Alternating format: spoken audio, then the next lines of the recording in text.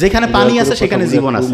Interesting. তার মানে পানি হচ্ছে সুপার মোটিভেটর, সুপার মোটিভেটর জন্য খুবই এখানে প্রয়োজন। যারা আছে দয়া করে কথাগুলো একটু শুনুন। অনেকেই কয় যে ভাই পরীক্ষার হলে মাথা কাজ করে না, হঠাৎ করে একটা জিনিস বলবো এই সময় মাথা ঠিকভাবে হচ্ছে যে দেখা যাচ্ছে যে হিসাব কিতাব করতে পারছে না, মাথার মধ্যে ব্যথা লাগতেছে, তারপরে কেন জানি একটা মনের মধ্যে একটা অশান্তি আছে না। শোনেন, যতগুলো সমস্যা এরকম আছে দুইটা সহজ সমাধান আছে, জাস্ট টু। তার মধ্যে প্রথমটা কি জানেন? খুব সহজ। প্রথমটা, আল্লাহ তো এমন সায়েন্টিফিক, যে কোনো প্রবলেমে আপনি পড়বেন, আল্লাহ তো জানে যে বান্দা এই প্রবলেমে পড়বে। এখন মনে করেন রাত 2টার সময় সমস্যা, আপনি ওই সময় দোকান বন্ধ, যা কি করবেন? বাঁচতে পারবেন না তো। আল্লাহর কাছে কোনো টেনশন নাই। যে কোনো শারীরিক প্রবলেম কীরকম হইতে পারে? ঘুম আসতেছে না, মাথা ব্যথা, খাবারের রুচি নাই, বুক ধরফর করতেছে, তারপরে মুখ শুকায় যাচ্ছে, ভয় ভয় লাগতেছে, মেজাজ খিটখিটা, আছে না এরকম? এই সমস্যাগুলো খুব কমন, প্রায় হয়। একটা বুদ্ধি, সেটা কি? সেটা হচ্ছে আমাদের গোটাল শরীরে লক্ষ লক্ষ কোটি কোটি নার্ভ আল্লাহ রাখছে, তার মধ্যে একটা নার্ভের কন্ট্রোল একটা মাত্র আল্লাহ আমাদের হাতে দিছে। এখন যে কেউ বলবে আল্লাহ এত কেন কৃপণতা করলো, মনে হয় মাত্র একটা দিছে। আল্লাহ জানে যে একটা দিয়ে কাম হবে, সুপার। কিরকম? ওই নার্ভটা যদি আমি শান্ত করি, ও মুহূর্তের মধ্যে লক্ষ লক্ষ লক্ষ লক্ষ কোটি কোটি নার্ভ সবগুলো শান্ত করবে। খেয়াল করেন তো, একটু আগে কি বলছিলাম? সেন্টারে একজন যদি ভালো হয় সব ভালো হবে, একটা নার্ভ যদি শান্ত হয় সব শান্ত হবে, একটা যদি অশান্ত হয় সব অশান্ত হবে। এখন অনেকে বলতে পারে যে ভাই ওই নার্ভটা শান্ত করার বুদ্ধি কি? খুব সহজ একটা বুদ্ধি আছে, সেটা বলবো। আপনার ওই নার্ভটা আছে আমাদের ডায়াফ্রাম, বদ্ধচ্ছদটা পেটের এইখানে, মনে করেন ওইটার সাথে কানেকশন। এই জন্য পেট চিরে ওইখানে শান্ত করা লাগবে না, খুব সহজ বুদ্ধি দিছে। দেখেন আল্লাহ কত সায়েন্টিফিক। আমরা প্রতি মুহূর্তে শ্বাস নিচ্ছি না? নিচ্ছি তো, নাকি বলা লাগে যে ভাই শ্বাস নেন নাহলে কিন্তু মরে যাবি, বলা লাগে? সবাই শ্বাস নিচ্ছে। এই শ্বাসের সাথে ওই নার্ভটার কানেকশন দিচ্ছেন। দেখেন কত ইন্টারেস্টিং এবং কত সায়েন্টিফিক। পৃথিবীতে এরকম লোক আছে নাকি যে বাঁচি আছে কিন্তু শ্বাস নিচ্ছে না? এরকম আছে? শ্বাস নিবেই। আপনার কাজটা কি জানেন? যখন এরকম যে কোনো টেনশনের অবস্থায় পড়বেন, কিচ্ছু না, 3 থেকে 5 বার 10 বার বুক ভরে শ্বাস নিবেন, ধরে রাখবেন, ছাড়বেন। একটু করেন তো, এখনই ভালো লাগবে। নাক দিয়ে,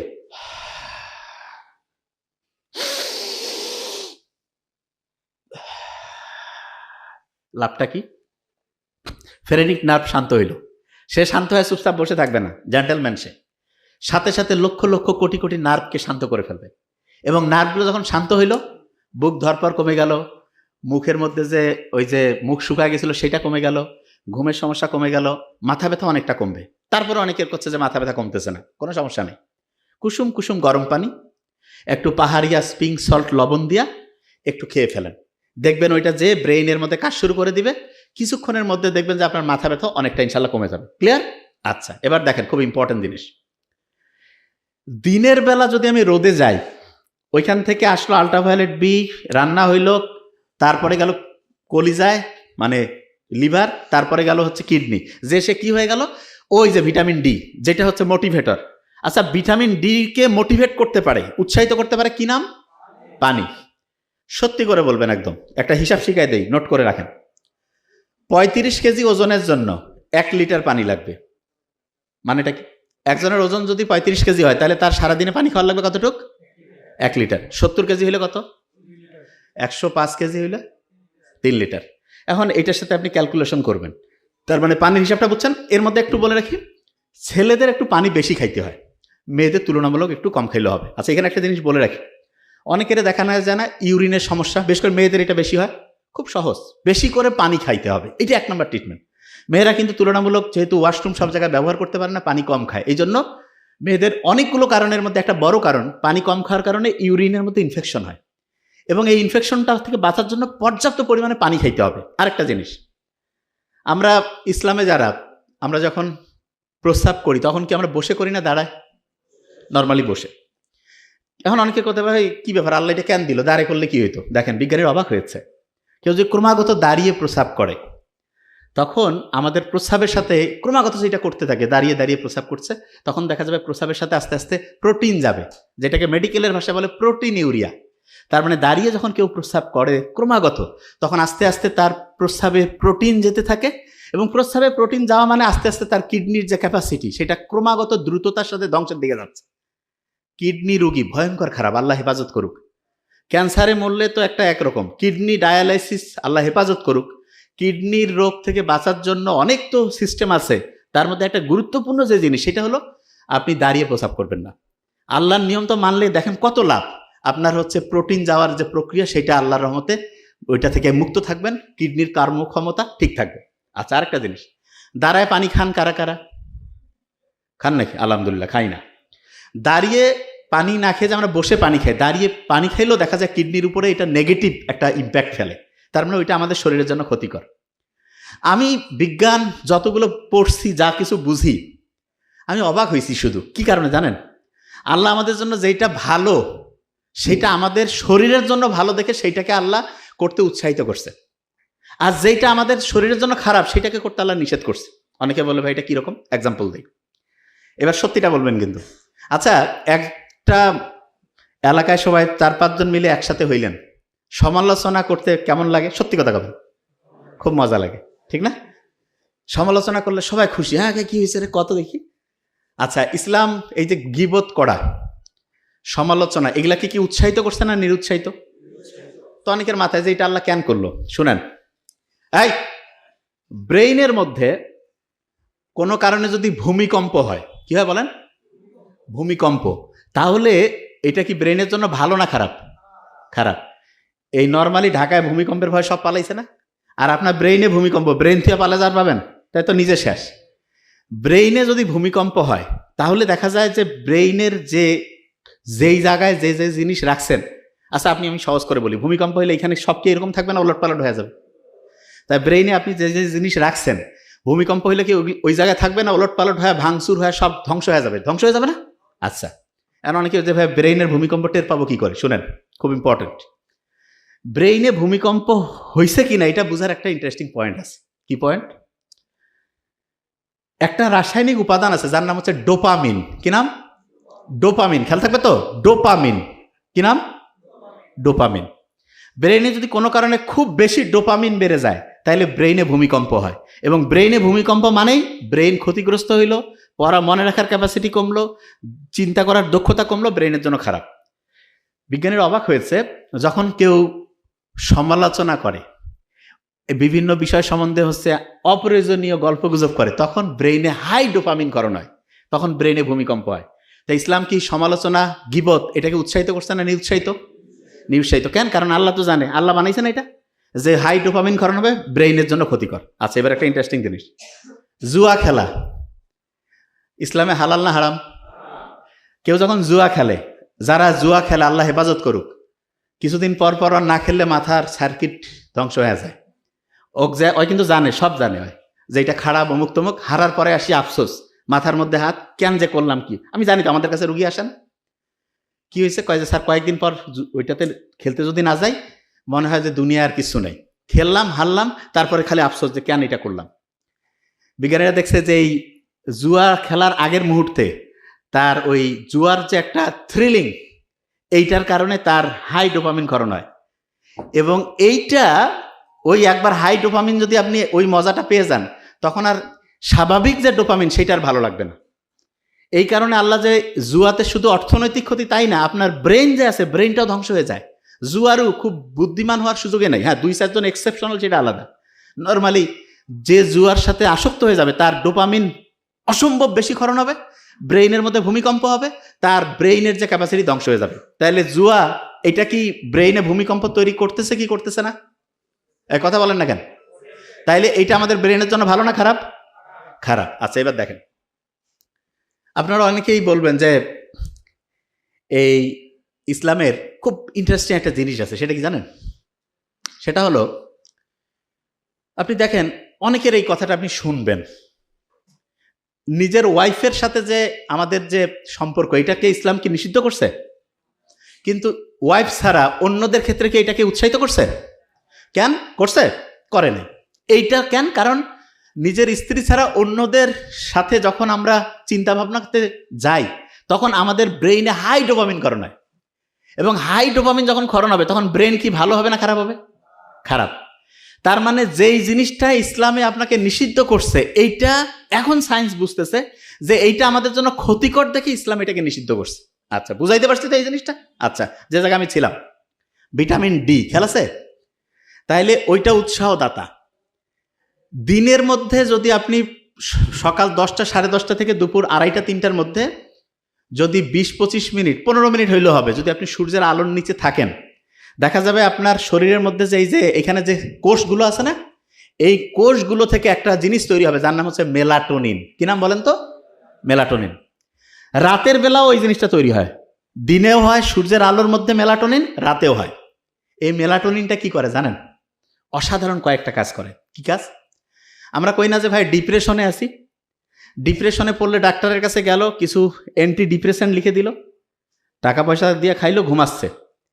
ওই মেলাটোনিন কি করবে জানেন? Natural anti depressant. তার মানেটা কি? আপনি যেই লোকটা ডিপ্রেশনে আছে তাকে দিনের বেলা সূর্যের আলোতে 20-25 মিনিট ঘুরাইলেন, তার শরীর থেকে মেডিসিন তৈরি হয়ে গেল মেলাটোনিন। রাতেও সন্ধ্যার পরে এশার নামাজের পরে সে হচ্ছে যে মোবাইল টোবাইল দেখে লাইট বন্ধ করে থাকলো, মেলাটোনিন তৈরি হইল। এই 2 বেলা তার মেলাটোনিন অ্যান্টি ডিপ্রেসেন্ট ওষুধ, কেমিক্যাল, এইটা শরীরের ফ্যাক্টরি থেকে তৈরি হইলো। কোনো টাকা নাই, কোনো সাইড ইফেক্ট নাই, খালি ভালো উপকার। রাতে ঠিকভাবে ঘুম হবে, দিনের বেলা সে টেনশন ডিপ্রেশন ফ্রি হয়ে গেল। সুবহানাল্লাহ বলবেন না? আচ্ছা, এই যে যেই কোম্পানিগুলো আছে দুনিয়ায়, সবাই যদি এরকম শরীর থেকে ওষুধ বানায় খায়, কোম্পানি চলবে? হ্যাঁ? তাহলে কোম্পানি কি চাবে দেখেন, সিস্টেম বুঝবেন এবার। কোম্পানি চাবে যেভাবে হোক এই লোকগুলো হচ্ছে কোম্পানির ওষুধের এই জায়গায় আনতে হবে, আনলে বিক্রি, বিক্রি হইলে টাকা, টাকা হইলে তো ব্যবসা চলবে, ঠিক না? আচ্ছা দেখেন কোন জায়গা থেকে শুরু করছে এরা। ব্রয়লার মুরগির যে ডিম কারা কারা খান? হাত উঁচু করেন তো। সবাই খায়। আচ্ছা, এবার শুনেন, আমি কিছুদিন আগে ব্রয়লার মুরগি নিয়ে একটা স্পিচ দিয়েছিলাম। কিছু ব্রয়লার মুরগির ব্যবসায়ী বা অন্য কেউ, কি আমি জানি না, ওরা এসে আমাকে অফিস থেকে জানাইছে, ওরা এসে করছে হ্যাঁ সারিলা কথা কেন করছে, যে আমাদের এটা সরকার খাচ্ছে অমুক তমুক। আচ্ছা, সরকার কি খায় সেটা আপনাকে আমি বলি, তাহলে শুনলে অবাক হবেন। আমেরিকার প্রেসিডেন্টও কিন্তু মুরগি খায়। খুব ভালো করে নোট করেন, খুব ইম্পর্টেন্ট। আমাদের দেশের যারা খুব উঁচু স্তরে তারাও খায়, আমরাও খাই, আপনারা সবাই খান। আমেরিকার প্রেসিডেন্ট, ইউরোপের দেশের যে প্রেসিডেন্টরা, ওরা যে মুরগি খায়, ওইটার জন্য আলাদা, মুরগির চলাফেরা ঘোরাঘুরির জন্য আলাদা হচ্ছে ডিপার্টমেন্ট আছে।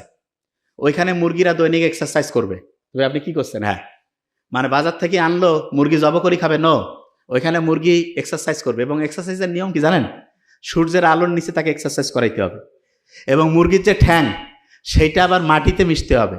যে ভাই এটা কি বলছেন? ঘাস, মাটি, নেচারের সাথে কানেক্টেড থাকতে হবে। এইরকম করে মুরগি ঘুরতেছে ঘুরতেছে। এখন এরকম করে একটা জেনারেশন, মনে করেন একটা মুরগি আছে, ওই মুরগির ডিম দিলে পরের আরেকটা জেনারেশন আসবে না? ওই পরের জেনারেশনের যে মুরগি, ওই মুরগির বা তারপরের যে মুরগির বংশধর, সেই মুরগি খাবে। কিছুদিন আগে বোধহয় আপনারা দেখছিলেন না উচ্চ বংশীয় গরু, কিন্তু এটা ভাওতাবাজি। কিন্তু এইটা যেটা বললাম, এটা উচ্চ বংশীয় মুরগি, এটা ঠিক আছে। বুঝতেছেন আমার কথা? যে ভাইয়া এটা কি কারণে করে শুনেন। একটা, আচ্ছা আমি আপনাকে বলি, একটা মানুষ আছে, এই যে এইটার মধ্যে যদি আমি ভালো পরিষ্কার পানি রাখি, এটা ভালো, জীবন বাঁচাবে। এইটার মধ্যে যদি আমি ব্যাকটেরিয়া, বিভিন্ন ভাইরাস টাইরাস মিলে, কথার কথা, যদি আমি পানিটা ঢুকাই, এটা কি জীবন বাঁচাবে না মারবে? আচ্ছা, আমাদের যে মুরগি আছে, এই মুরগিগুলো কিন্তু হচ্ছে বিভিন্ন খাবার খায়। আমি তো জানি, আমার তো বন্ধু বান্ধব সব জায়গায় আছে, আমি তো ব্যাপারটা জানি। আমাদের যে বাংলাদেশে বেশিরভাগ, আমি বলবো না যে 100, এটা আপনি বাছাই করে নিন, বেশিরভাগ ক্ষেত্রে যে বিশেষ করে যে ব্রয়লার মুরগিগুলো আছে, এদের যে খাবারটা খাওয়ায়, এদের কিন্তু আলাদা করে ইঞ্জেকশন দেয় না। অনেকে মনে করে এদের মধ্যে অ্যান্টিবায়োটিক ইঞ্জেকশন দেয় না। কি করে জানেন? ওদের যে পানি, খাবার, ওগুলোতে হচ্ছে অ্যান্টিবায়োটিক মিক্সড করে দেয়, এবং ওইটাও খায়। কি কারণে? অ্যান্টিবায়োটিক দিলে আগে, মানে রোগ হওয়ার আগে অ্যান্টিবায়োটিক দিল, এবং এতে যেটা হয়, ওই জিনিসটা আবার আমরা খাই, এবং খাওয়ার পরে আমাদের শরীরে অ্যান্টিবায়োটিক ঠিকভাবে, ওই ব্যাকটেরিয়া বা আমাদের কোনো শরীরে যদি জীবাণু ঢুকে, তার সাথে ফাইট করার জন্য যে অ্যান্টিবায়োটিক, সেইটা তখন ঠিকভাবে কাজ করে না। এই সহজভাবে, এই জিনিসটাকে সহজ করে বোঝানোর জন্য আপনাকে আমি একটা এক্সাম্পল দিই, তাহলে বুঝতে পারবেন। অ্যান্টিবায়োটিক রেজিস্ট্যান্স কি অনেকে বুঝে না, যে ভাই এটা জিনিসটা কি। এটা খুব ইম্পর্টেন্ট, শুনেন মন দিয়ে, তাহলে বুঝবেন। ধরেন আপনি একটা বাড়ির মালিক, আপনি আপনার একজন কর্মচারীকে বলছেন যে আগামীকালকে তুমি আসো, এসে তুমি কাজ করো। সে আসলো, আসার পরে আপনি বললেন যে দেখো তো কোনো কাজ আছে, দেখে কোনো কাজ নাই। বললো যে কোনো কাজ নেই, আমাকে ডাকছেন, আচ্ছা ঠিক আছে চলে যাও। গেল, 3 দিন পরে আবার বলছেন যে একটু আসো তো। আসার আগে সে বলল যে আমাকে কয়দিনের জন্য কাজ দিবেন? বলছে আপনাকে 7 দিনের জন্য কাজ দিব। ও এসে 2 দিন কাজ করছে, করার পরে আপনি দেখতেছেন কাজ টাজ নাই, ও বলতে তুমি চলে যাও, 7 দিন লাগবে না, 2 দিন, 2 দিনের টাকা নিয়ে চলে যাও। এর মেজাজটা একটু কিন্তু খারাপ যে কিরে ভাই, আমি হচ্ছে যে একবার গেলাম, যে দেখি কাজ নাই, এরপরে 7 দিনের কথা কয়ে 2 দিন কাজ করে আমাকে ফিরাই দিল। এরপরে যখন আপনি তাকে ডাকবেন, এবার কিন্তু সত্যি আপনার মনে করেন যে 7 দিন বা 10 দিনের কাজ আছে, ওই লোকটা কি আর সহজে আসতে চাবে কি চাবে না? এই কথা কন না কেন? চাবে?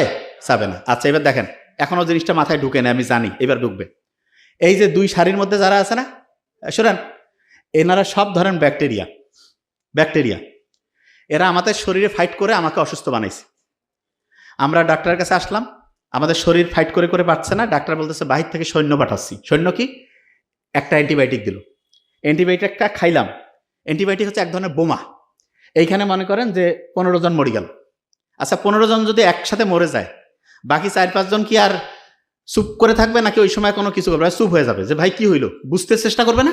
আচ্ছা, তা আপনি ওই 5 জন কিন্তু আছে, কিন্তু 1 ডোজ খাইছেন বা 2 দিন খাইছেন, 4-5 জন বেঁচে আছে, সবগুলো মরছে। তখন আপনি চিন্তা করতেছেন ডাক্তার কইছে 7 দিন খাইতে দেওয়ার, কেন 7 দিন খাবো, আমি তখন সুস্থ হয়ে গেছি, না খাইলেও হবে। আচ্ছা, যে 4-5 জন আছে আপনি চিন্তা করেন, এরা কিন্তু ভাই বাপ নিজের বংশের সব লোক। আপনার বংশের যদি সবাইকে মারি ফেলায়, 2-4 জন যদি বাঁচেন, আপনি চিন্তা করবেন না যে কে আমাকে মারলো? এই জিনিসটা গবেষণা করবেন। গবেষণা করে আপনি ওই যেই জিনিসটা দিয়ে মারছে সেই জিনিসটা ক্যালকুলেশন করবেন, করে আপনি কি করবেন, যে আমাকে এইটা দিয়ে মারছে, এই গোটাল জিনিসটার বিরুদ্ধে আপনি একটা গোটাল সিকিউরিটি সিস্টেম তৈরি করবেন। করার পরে আপনি কি করবেন, যে ভাই আমার বংশকে ধ্বংস করছে, যে ধ্বংস করছে তার বংশ ধ্বংস করা লাগবে। কিভাবে? আপনি তখন হচ্ছে আন্দোলনে বের হয়ে গেলেন। ওই এলাকার যত ব্যাকটেরিয়া আছে সবাইকে বলবেন যে ও কিন্তু এটা দিয়ে আমাদেরকে মারছে ভাই, এই জিনিসটা তোমরা নাও। এটা কি, যে তোমরা যখন ওকে অ্যাটাক করবা তখন ও যে ওষুধটা খাবে, মানে যে বোমাটা মারবে, সেই বোমাটা দিয়ে তোমাকে ধ্বংস করতে চাইলে এইটা সামনে আগায় রাখবা, তাহলে তুমি ধ্বংস হবা না। তাই নাকি? কয় হ্যাঁ। ও তখন ওইটা নেওয়ার পরে ও কবে যে আমাদের তো বংশে আরো এরকম আছে, হ্যাঁ সবারই এটা, মানে নিজের সিকিউরিটির জন্য সবাই এটাকে জানাই দাও। এরকম করে ওই এলাকার যত লক্ষ লক্ষ কোটি কোটি ব্যাকটেরিয়া আছে সবাই জানলো না। জানার পরে মনে করেন ওই ব্যাকটেরিয়া এই নিচে যারা আছে তাদের কাউকে ধরছে। এখন উনি আসি বললো যে ডাক্তারকে যে স্যার এরকম আমার অসুস্থ, সুস্থ হচ্ছি না। আমি চিন্তা করলাম এর আগে তো এরকম লোক সুস্থ হয়েছে, আমি ওই ওষুধটাই দিলাম। ওরা কিন্তু আগের থেকে রেডি হয়ে আছে, ওষুধ খাইলো 1 ডোজ, কাজ হয় না। তারপরে যে সুস্থ হয়েছে তাকে বলছে কি দোস্ত তোমার না 1 ডোজে কাজ হয়েছিল? কয় হ্যাঁ। তোর হচ্ছে না? কয় তাহলে ডাবল করি খা। 2 দিন 3 দিন 7 দিন খাওয়ার পরে কাজ হচ্ছে না। কেন? কারণ যেটা দিয়ে ওকে মারবেন সেইটা টেকনিকটা সে আগেই বের করে ফেলছে। এই কারণে এই যে প্রথমে ধ্বংস হইলো পরে ধ্বংস হইলো না, বাধা দিল না, এইটাকেই সহজ করে বলে অ্যান্টিবায়োটিক রেজিস্ট্যান্স। কখন হইতে পারে সহজ করে? আপনার শরীরে ধরেন যে কোনো জীবাণু নাই, তখন যদি আপনি খান, এটা তাহলে হইতে পারে। কাজ নাই, ডাকছেন। আরেকটা হচ্ছে যে সবাইকে মারতে হবে, কিছু মারলেন কিছু রাখলেন, তাইলে ওই যারা আছে তারা বাকি সবাইকে সিস্টেমটা বুঝাই দিবে। সিস্টেম যদি বুঝাই দেয় তখন অন্যের শরীরেও যদি আপনি অ্যান্টিবায়োটিক সত্যি সত্যি দেন, ওরা তো আগের থেকে রেডি যে এরকম করে মারবে, আমরা আগের থেকে এরকম করে ধরবো, তাহলে কিন্তু তাদেরকে আর হারানো যাবে না, তখন তারাই জয়ী হয়ে যাবে। বুঝাইতে পারছি আমি কি বলছি? এই যে বেগম খালেদা জিয়া যে মারা গেল, ওনার ফুসফুসের মধ্যে একটা ছত্রাক ফাঙ্গাল ইনফেকশন হয়েছিল, ওইটাকে যে অ্যান্টিবায়োটিক দিয়ে মারবে এরকম কোনো অ্যান্টিবায়োটিক কাজ করতেছিল না। এই কারণে ওইটা থেকে ইনফেকশন হয়ে সারা শরীরের মধ্যে রক্তে মিশে গেল, আস্তে আস্তে আস্তে আস্তে ওনার জীবনের একদম মানে শেষ পর্যায় থেকে পৃথিবী থেকে চলে গেল। এটা বুঝাইতে পারছি? আচ্ছা, যে জায়গায় আমি ছিলাম, এই যে ব্রয়লার মুরগি এগুলো 28-30 দিনে বড় করে, বাসায় যদি আপনি নিজে পুষে খান কোনো সমস্যা নেই, কিন্তু বাজার থেকে যেগুলো খাওয়া এগুলো ক্যাডমিয়াম, লেড, সীসা, এগুলো এত ক্ষতিকর, শরীরের রক্তের মধ্যে বিষ মিশায় দেয়। রক্তের মধ্যে যদি বিষ মিশায় দেয়, আপনি চিন্তা করেন তো আপনার রক্ত কি ঠিকভাবে কাজ করবে? আপনার রক্ত কি ঠিকভাবে ফাইট করতে পারবে রোগের বিরুদ্ধে? আস্তে আস্তে আপনি মৃত্যুর দিকে আগায় যাবেন। ডিম যেটা আছে, ডিমের ক্ষেত্রে আমি আপনাকে বলি, সব সময় চেষ্টা করবেন দেশি মুরগি, দেশি হাঁস, এগুলোর ডিম খাইতে, এগুলো। অথবা যদি আপনি নিজে বাসায় পেলে খেতে পারেন, বাসায় পুষতেছেন, ওগুলো থেকে সবচেয়ে ভালো হবে। আচ্ছা, যে জায়গায় আমি ছিলাম, এত লোক যে ক্যান্সার, এত কিডনির রুগী, লিভারের সমস্যা, আলসার, আজ থেকে 50-70 বছর আগে আপনি বাবা মা দাদা দাদিদের কাছে শোনেন, এত লোক কিন্তু অসুস্থ ছিল না। ছিল? কারণটা কি জানেন? 1 নাম্বার কারণ হচ্ছে খাবার। কি বলেন তো? খাবার। আপনি বাসায় যে এই সবজিটাও খাচ্ছেন, দেখা যাচ্ছে স্প্রে করে নিয়ে আসলো কীটনাশক। মাছ যেটা আছে সেইটার মধ্যে হচ্ছে দেখা যাচ্ছে যে কীটনাশক, মানে ওই মাছের মধ্যেও কিন্তু সে মিক্সড করে দিচ্ছে একটা ক্ষতিকর কেমিক্যাল, সেইটা আপনি খেয়ে ফেলতেছেন। তারপরে আপনি যে চাল আছে, চালের মধ্যে ইউরিয়া মিশাচ্ছে। বাজারের যত পচা খাবার আছে সবগুলোর মধ্যে কোনো না কোনো কেমিক্যাল। তাহলে এটা আপনার শরীর কি ভালো করবে না খারাপ করবে?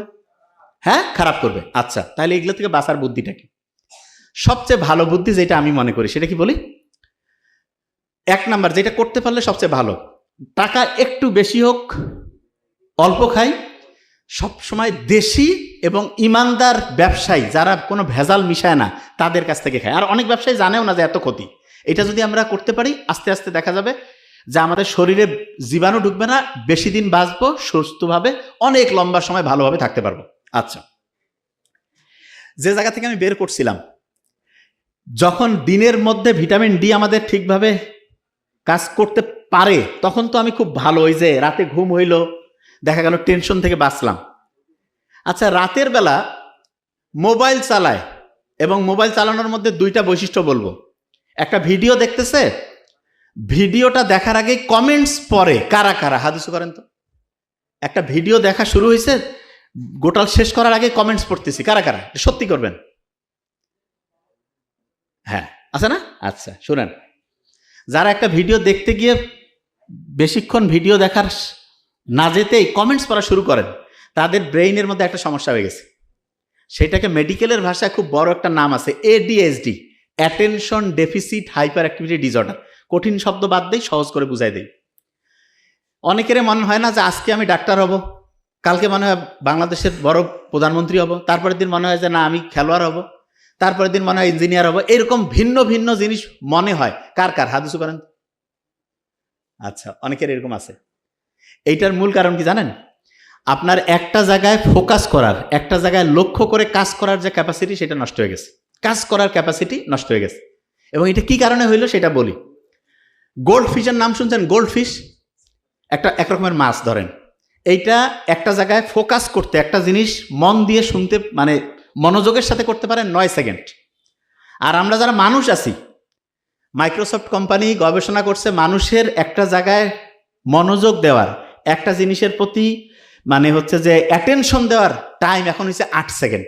কত সেকেন্ড?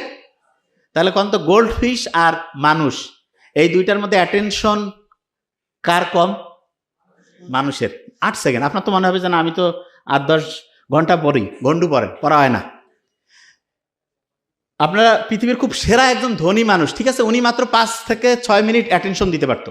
আর আপনি যদি এটা 2-3 মিনিট করতে পারেন তাহলে খুব ভালো। যে ভাই এত কম, হ্যাঁ, কিন্তু এখন মাত্র 8 সেকেন্ডে নামছে। কি কারণে নামলো সেটা বলি। রাতের এশার নামাজের পরে প্রয়োজন ছাড়া, পড়াশোনা ছাড়া, কোনো উদ্দেশ্য নাই, মোবাইলের মধ্যে আন্দাজে কি দেখতেছেন সে নিজেও জানে না, কি খুঁজতেছে সে নিজেও জানে না। এইটা যারা যারা করে তাদের ব্রেইনের ফোকাস দেওয়ার ক্যাপাসিটি কমে। এক, হ্যাঁ, সকালে যারা ঘুম থেকে উঠে, সকালে ঘুম থেকে উঠে দেখা যাচ্ছে যে শুরু করে দিল মোবাইলের মধ্যে, সে হচ্ছে প্রথমে ওয়াশরুম যাক বা দাঁত মাজুক, তার আগে দেখা যাচ্ছে সে শুরু করে দিয়েছে, মোবাইল দেখা শুরু করছে। এই কাজগুলো যাদের মধ্যে থাকে তাদের দেখা যায় অ্যাটেনশনটা কমে যায়। বুদ্ধিটা কি?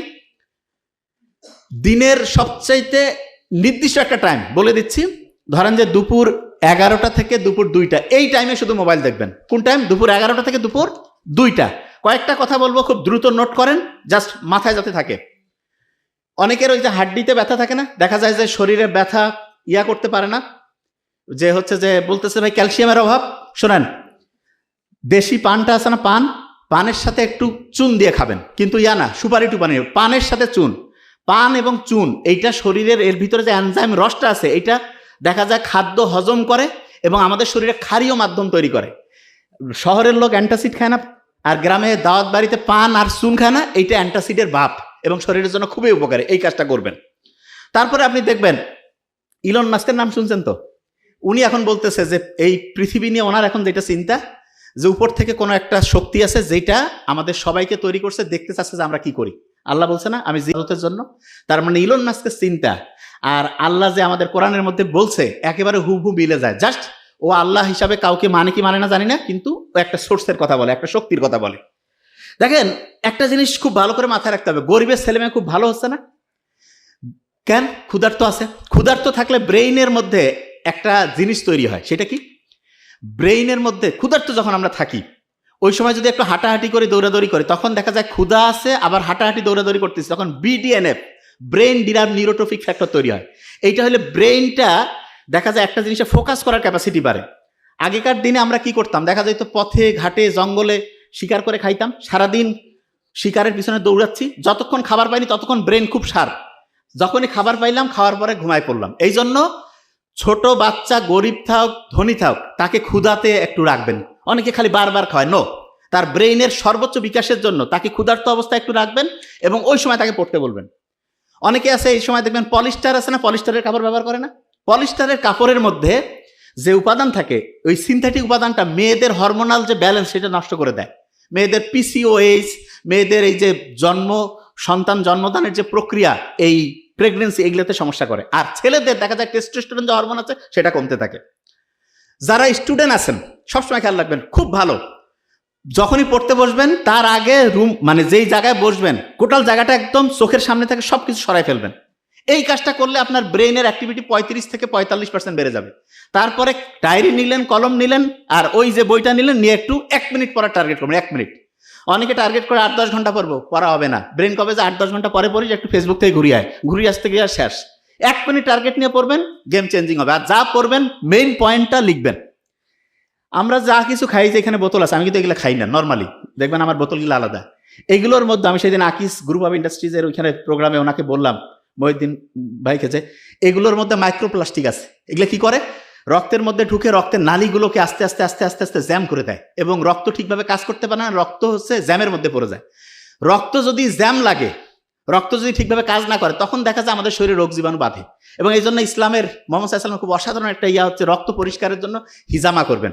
আমার ছোট ভাই নোবেল এটা নিয়ে খুব ভালো করে বলে, হিজামা যদি করেন গেম চেঞ্জিং হবে। এবং সব খাবারের মধ্যে এত প্লাস্টিক, বিজ্ঞানীরা দেখছে প্রতিদিন প্রায় 50,000 মাইক্রোপ্লাস্টিক আমাদের শরীরে ঢুকতেছে। আস্তে আস্তে এটা আমাদের কোষগুলোর যে স্বাভাবিক গঠন ধ্বংস করতেছে এবং আমরা ক্যান্সার, আলসার, লিভারের সমস্যা, এই বড় বড় সমস্যার দিকে আগায় যাচ্ছি। সুগন্ধি ইসলামের খুব ভালো একটা জিনিস না? ইসলাম কত অসাধারণ। বিজ্ঞানীরা এখন দেখতেছে, কেউ যখন বডি স্প্রে, মানে এক কথা সে আতর মাখুক আর যাই মাখুক, সুগন্ধি যখন সে ব্যবহার করে, তার ব্রেইনের 2টা অংশ, প্রিফ্রন্টাল কর্টেক্স, হিপ্পোক্যাম্পাস অ্যাক্টিভ হয়ে যায়। হইলে কি হবে? পড়া দ্রুত শর্ট টার্ম থেকে লং টার্ম মেমোরিতে যাবে, পড়া মনে থাকবে। আর একটা জিনিস বলে রাখি, যেটা খুব ইম্পর্টেন্ট, যখন আপনি পড়বেন, যখন আপনি একটা নতুন জিনিস পড়বেন, নতুন, তখন বাম হাতটা মুষ্টি করে পড়বেন। আর যখন রিভিশন দিবেন, রিভিশন মানেটা আর না, আর প্রথম বর্ণ, রাইট হ্যান্ড মানে আর না, ডান সাইডের যে রাইট হ্যান্ড, এইটা দিয়ে এইটা হাতটা চিপে ধরে পড়বেন। মানে নতুন জিনিস পড়ার সময় বাম হাতটা মুষ্টি করে ধরবেন, আর যখন পুরাতন জিনিস রিভিশন দিবেন তখন ডান হাতটা মুষ্টি করে ধরবেন। কেন? ডান হাতটা মুষ্টি করে ধরলে ব্রেনের বাম সাইডটা, বাম হাতটা মুষ্টি করে ধরলে ব্রেনের ডান সাইডটা অ্যাক্টিভ হবে এবং পড়াটা তখন ঠিকভাবে যেখানে রিজার্ভ করার কথা সেখানে হবে। 1 মিনিটে কথা এখন সবগুলো রিজার্ভ যা যা আমরা বলছি এটা এখন ধরে ফেলবো। শহীদ প্রেসিডেন্ট জিয়াউর রহমান কোন ভিটামিনের মতো?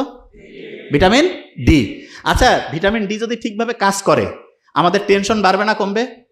কমবে। আচ্ছা, ব্রেইনের জন্য খুব ভালো পানি, আর হচ্ছে যখনই টেনশন হবে বুক ভরে শ্বাস নিব, ছাড়বো। একজন সেন্টারে যে আছে তার ব্রেন যদি সৎ হয়, তাহলে দেশের সব লোকের ব্রেন ভালো হবে না খারাপ হবে?